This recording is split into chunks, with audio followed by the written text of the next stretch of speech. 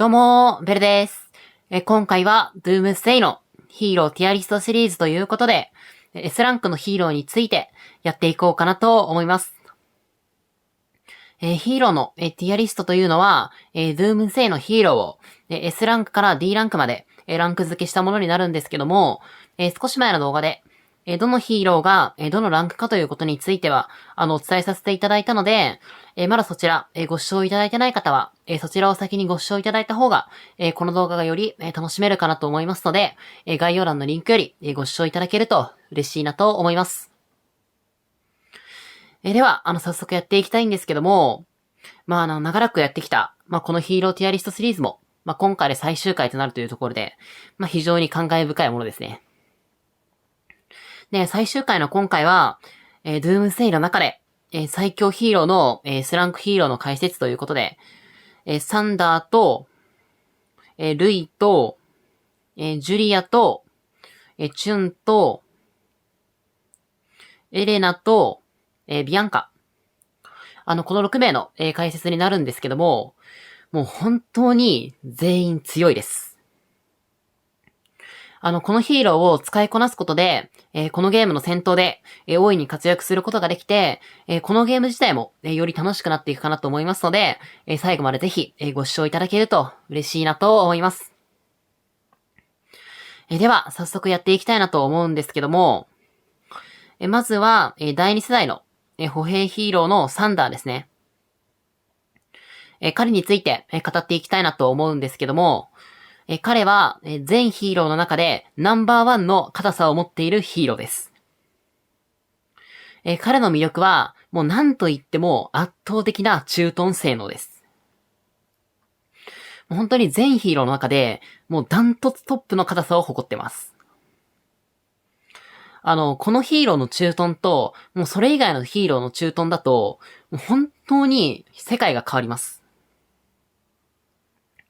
ジョニーという例外を除いて、もうよほどの格上じゃない限り、サンダー駐屯をしている時に落とされるということはありません。消耗戦になって、破兵が途絶えてしまって、落とされてしまうということはあるんですけども、破兵を続けることができる環境下では、サンダー駐屯で落とされるっていうことは、ほぼないので。で、駐屯において、落とされないということが最も重要で、落とされなければカウンターラリーを打っていって、敵のラリーを撃退していくことができるので。で私自身、駐屯の際は、もう絶対にサンダーを使ってるんですけども、もうサンダーを使わないっていう選択肢はもう考えられないくらい強いです。で、なんでこのサンダーが、こんなに硬いかと言いますと、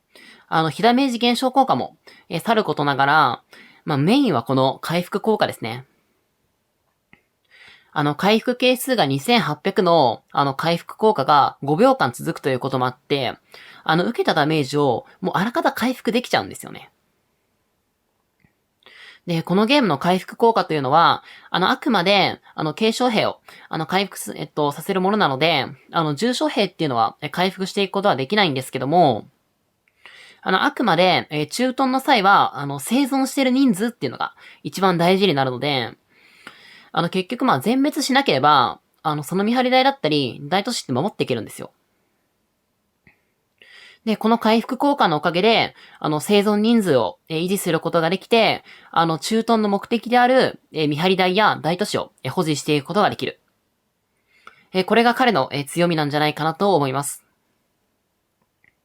で、彼の相方についてなんですけども、サンダー単体で、守りの性能としては、十分なので、相方を、ジェイコブとか、あとは、ビクターですね。それらの、火力寄りのヒーローにして、総耗費を、意識していくのもいいですし、同じく、もうめちゃめちゃ硬いヒーローの、トムですね。トムと組み合わせて、もう絶対に落とされないコンビとして、組んでいくのも、非常に良いのかなと思います。このサンダーを落とす際には、A ランクのヒーローとして、前回ご紹介させていただいた、ジョニーがいるんですけども、彼って、もうこのサンダーを落とすためだけのヒーローなんですよ。本当に、サンダーを使う側からすると、ジョニーっていうのはめちゃめちゃ脅威になるんですけども、それでも他の中トンヒーローより、3段の方が硬いっていうことには変わりないので。なので今回、サンダーを S ランクという評価をいたしました。では次に、第一世代の射撃ヒーローのルイですね。S ランクのヒーローの中で、唯一の第一世代のヒーローになるんですけども、彼は全ヒーローの中でナンバーワンの汎用性を持っていて、本当に強いです。私は彼を入手してからもう現在に至るまで、私の部隊の中でのエースはずっとルイです。もう常に一番活躍してくれてるのがこのルイです。もう彼ほどドゥームズデイの中で最強の名を冠すのに、ふさわしいヒーローというのはいないのかなと思ってます。もう本当に全ての場面で強いんですよ。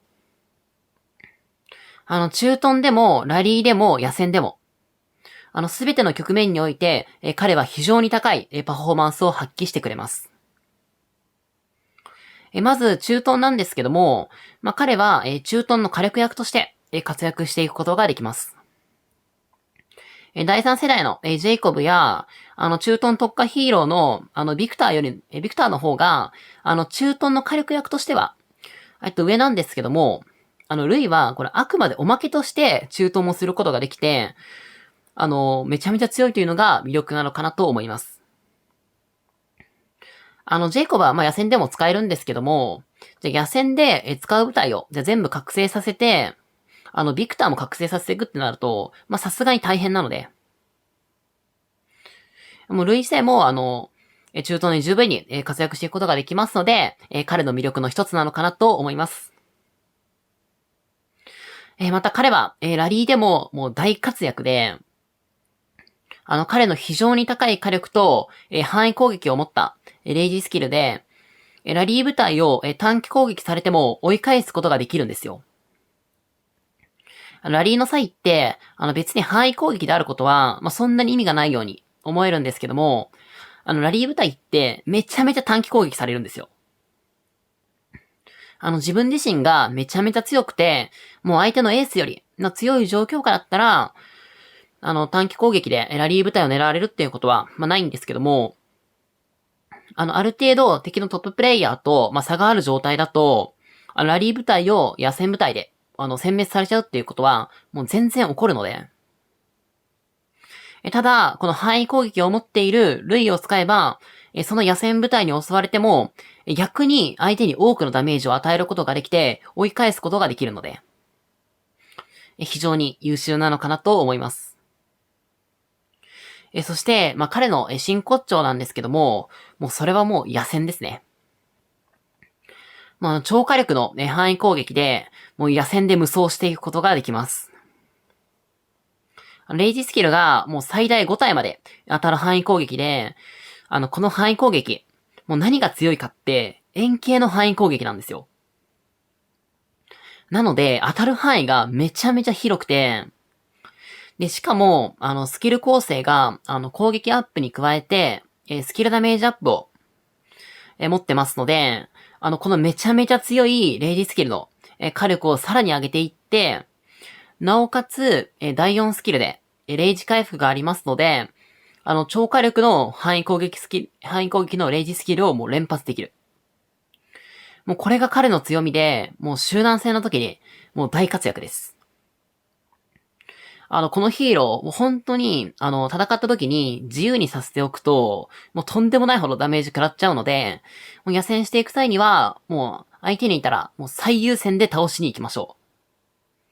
う。このヒーローだけは自由にさせちゃダメです。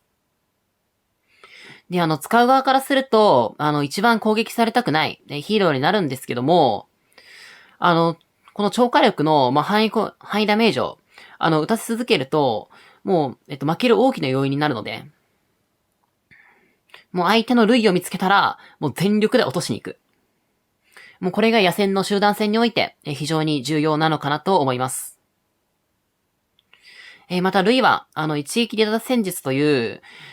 やられた方からすると、もうたまったもんじゃない戦術で、最適なヒーローでもありまして、以前、こちらの戦術については、解説させていただいておりまして、概要欄に、リンクの方を貼っておりますので、気になる方は、そちらよりご視聴いただけると嬉しいなと思うんですけども、簡単に言うと、すいません。自身のシェルターや、同盟の見張り台などに、近づいてきた部隊に対して、攻撃していって、こちらのレイジスキルを、ね、一発当てたら、相手のレイジスキルが、当たる前に逃げて、こちらのレイジスキルのダメージだけを与えるっていう、もう相手からすると、もうとんでもない、戦術ですね。この戦術って、押されてしまっている時に、めちゃめちゃ使えまして、その時に5部隊出しても、なかなかすぐに狙われちゃって落とされちゃうので、なので、5部隊出していくよりも、損耗費的には、もう圧倒的に美味しくて、状況を徐々に打開していきつつ、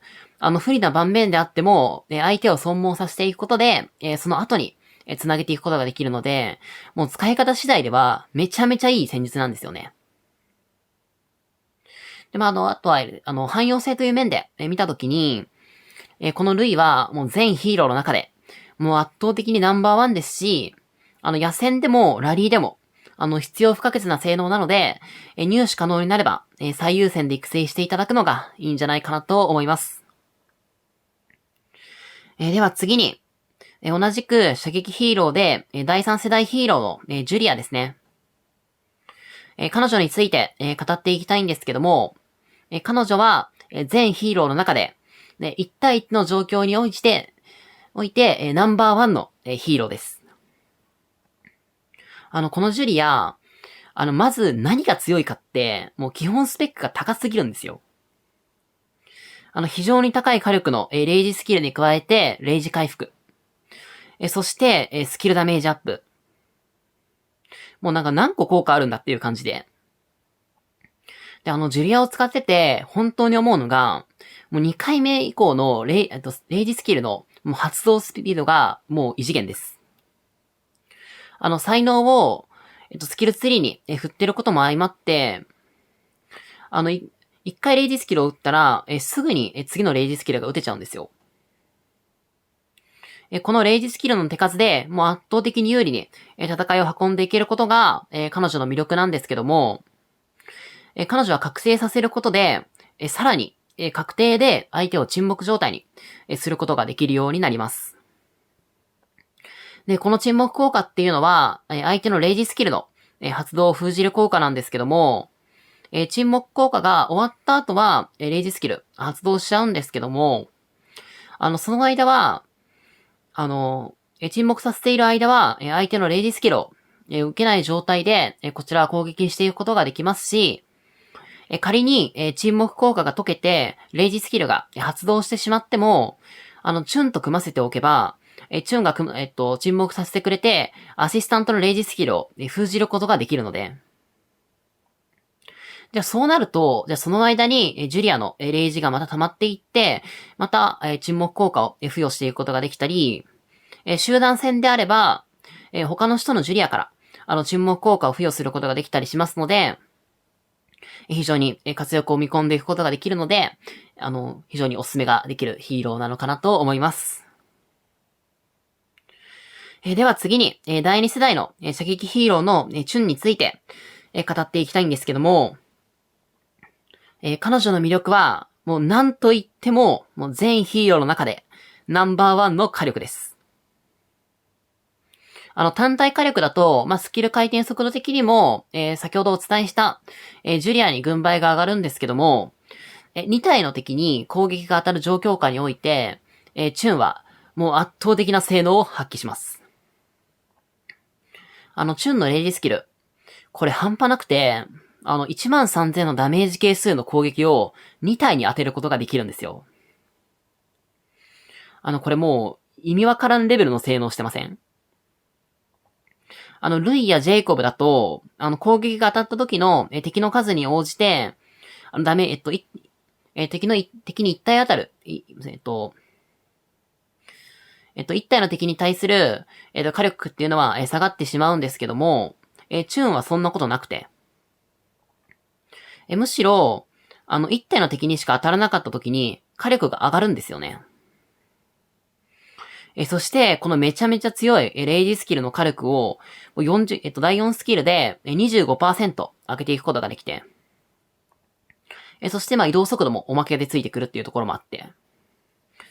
ただ、彼女、一つだけ欠点がありまして、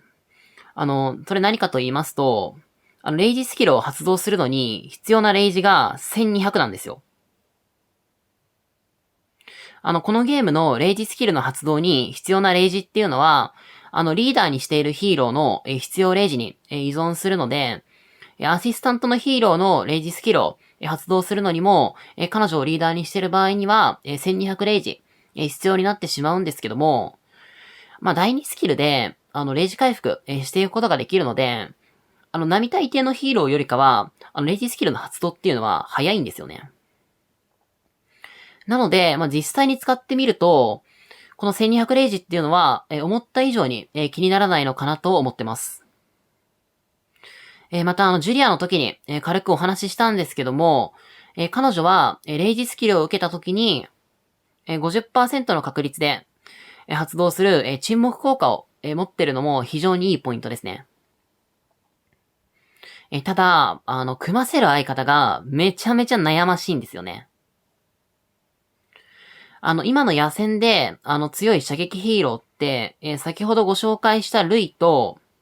前回の A ランクの解説でお伝えしたジェイコブと、今お伝えしている、チュンと、あとは先ほどお伝えしたジュリア。この4名になるんですけども、考えるべきことは一つです。もう火力を取るか、沈黙を取るか。で、火力だと、もうチュンとルイのコンビっていうのは、もう圧倒的で、どちらもスキルダメージアップを持ってますし、レイジ回復を持っているということもあって、もうとんでもない火力のレイジスキルを連発できるんですよ。私がもうこのゲームで一番使ってる部隊で、もう常に大活躍してくれてます。攻撃されなければ、もう範囲攻撃で敵部隊を殲滅していくことができますし、仮に狙われてしまっても、その分、レイジスキルの発動回数っていうのは増えていくので、最大限、相手にダメージを与えてから散ることになるので、非常に優秀な部隊なのかなと思います。で、そうすると、じゃあもう一方の部隊っていうのは、ジュリアとジェイコブで組んでいくことになるんですけども、その一方で、沈黙効果を最大限活かすとするならば、ジュリアとチュン。この構成も非常におすすめです。あくまでジュリアを覚醒していることが前提となるんですけども、相手を沈黙させて、レイジスキルを打てなくさせて、じゃあそれがせっかく解除されても、じゃあまた沈黙させて、じゃあそれがあれですね、レイジスキル打たれた場合でもまたチュンで、沈黙させていって、で、そしてその間に、ジュリアのスキルが、また溜まっていって、またジュリアのスキルで沈黙みたいなイメージなんですけど、もうそんなことされたら、相手はもう溜まったもんじゃないんで、非常におすすめができる、強い構成なのかなと思います。じゃあそうすると、じゃあもう一方の、部隊は、ルイとジェイコブというところで、なんか別に、この構成自体、相性が悪いっていうことはないんですよね。ジェイコブは、扇形とはいえ、範囲攻撃なので。ただ、チュンとルイで、全ヒーローの中で、最強の火力コンビを組むっていうのも、非常にいいですし、沈黙効果に特化した、ジュリアとチュンで組む方がいいのか。で、ここなんですけど、ここって、集団戦を意識するのか、っていうところに、関わってくるのかなと思ってまして、あとは、チュンとルイって、どうしても打たれ弱さっていう、弱点があるので、自分自身が、チュンとルイを、使った時に、火力役として、どこまで活躍できるか。ここを考えて、組ませる相方を決めていくのがいいんじゃないかなと思います。チュンって、どうしても、最初は強そうだったけど、なんか1200レイジっていうのがネックで、沈黙効果も、弱くはないけど、思ってたより強くないよねっていうところで、最初の評価と比べると、評価が下がってしまったヒーローではあると思うんですけども、でも実際に使うと、本当に火力っていうのはめちゃめちゃ高くて、非常に強いので、おすすめできるヒーローなんじゃないかなと思います。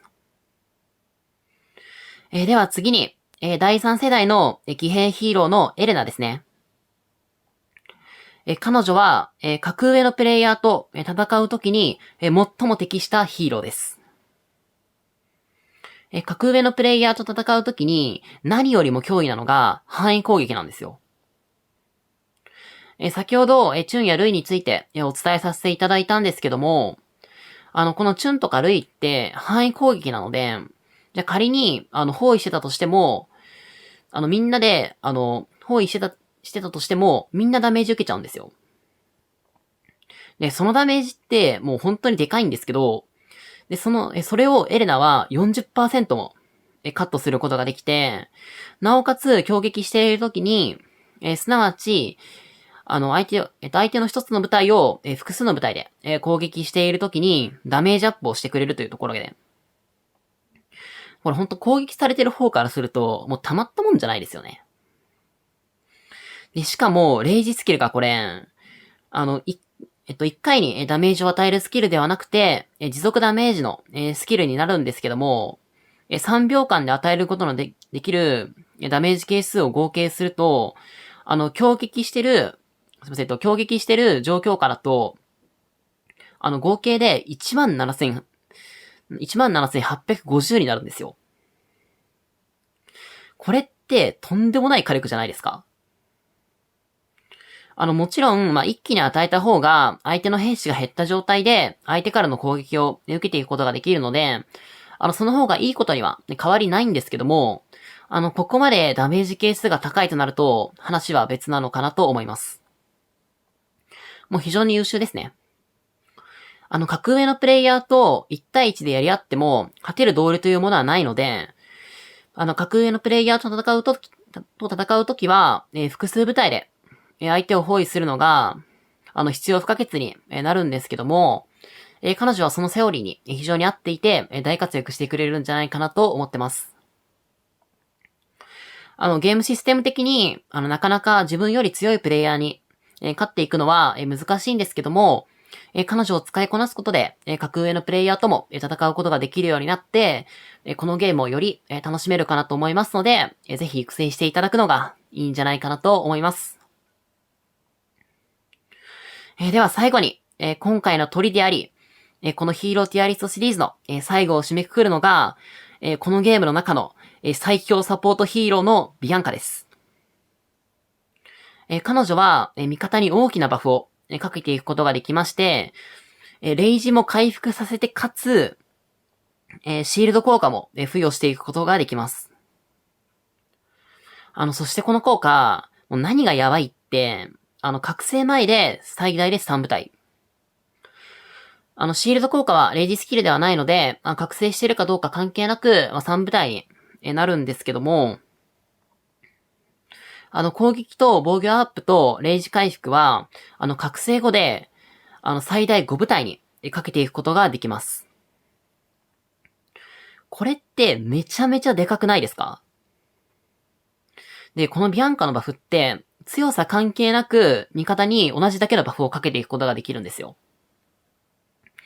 もちろん強い人が使うビアンカっていうのも強いんですけども、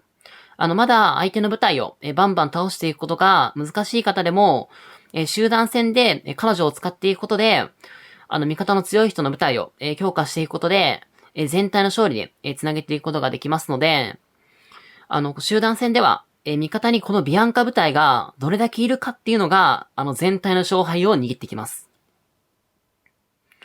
で、このビアンカ、バフ効果をかけるというのは、もう相手からすると、かなり脅威になるので、相手からすると、もう落としたいんですよ、めちゃめちゃ。なので、狙われることが非常に多いと思うんですけども、もうその対策として、トムと組ませていきましょう。トムは A ランクの解説で、お伝えした、非常に硬いヒーローなんですけども、彼は、火ダメージ現象の、バフを持ってますので、さらに、バフもかけることができて、もう相手からすると、もうトムって本当に硬いので、もう落とすの時間かかるんですよ。なので、狙われてしまっても、長く、生存していくことができて、長い間、バフをかけていくことができるので、活躍を見込んでいくことができますし、自身の強さ関係なく活躍していけるヒーローなので、非常におすすめができるヒーローなのかなと思います。はい。ということで、S ランクのヒーローの解説は以上になるんですけども、もう本当に全ヒーローめちゃめちゃ強いです。もう使わない理由が本当にないヒーローたちですし、使いこなすことで大活躍間違いなしだと思いますので、ぜひ今回の動画が参考になれば嬉しいなと思います。今回をもってヒーローティアリストシリーズは最終回となるわけなんですけども、第3世代の詳細解説だったり、じゃあ結局、どういう組み合わせで野戦部隊組んでいくのかっていうところですよね。そこはまだちゃんと話しきれてなかったので、その話だったり、あとは、各陛下別の解説もやっていけたらなというふうに思ってますので、ぜひ今後ともご視聴いただけると嬉しいなと思います。はい。では今回の動画はこの辺りで、締めたいなと思います。